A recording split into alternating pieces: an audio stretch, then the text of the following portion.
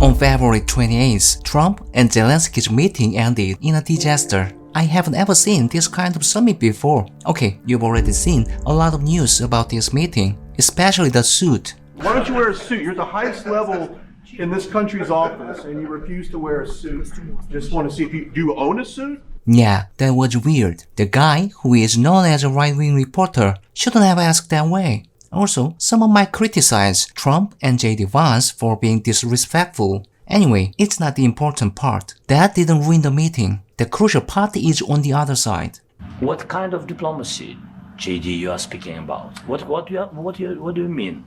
I'm talking about the kind of diplomacy that's going to end the destruction of your country. Yes, but if you Mr. President. Zelensky asked as though the vice president didn't fully understand the current situation of Ukraine. After this question, the meeting got ugly.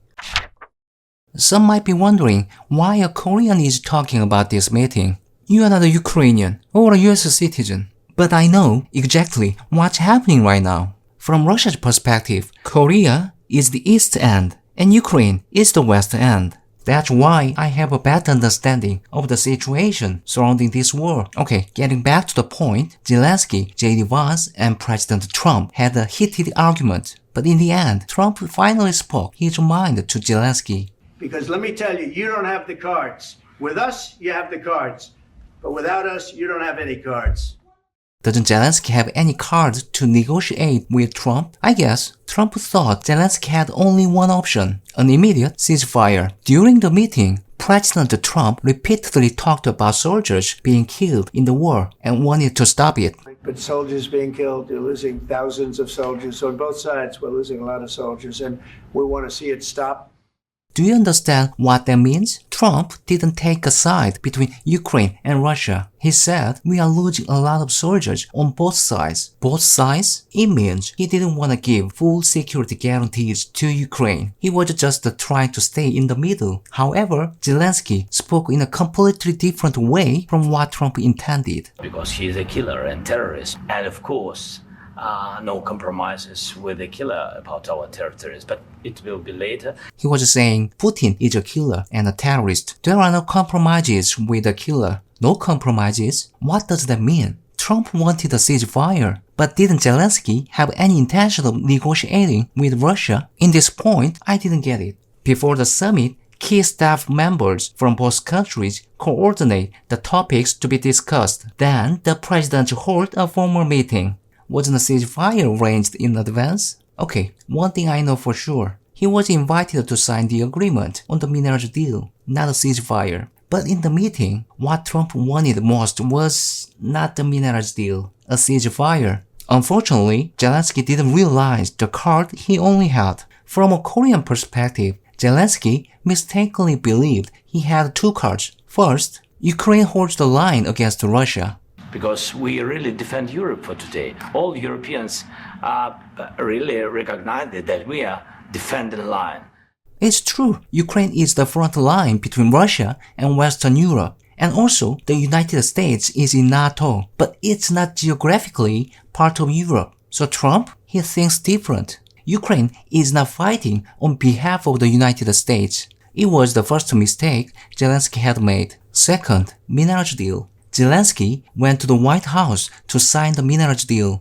The exact details about the agreement haven't been revealed, but Trump said it could be worth around $1 trillion.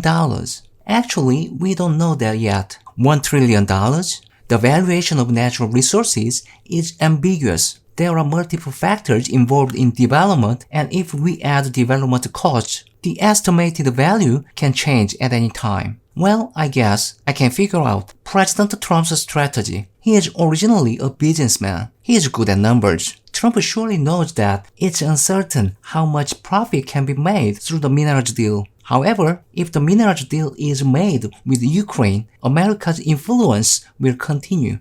Even without sending troops, civilian participation itself can help prevent war. And Trump emphasized rare earth mining in the agreement. It is a strategically excellent choice. Currently, it is an essential resource for the robotics and AI industries, announcing to the media that Ukraine can provide an alternative to reliance on China for these resources is a brilliant strategy that can achieve two goals at once, deterring war and boosting the economy.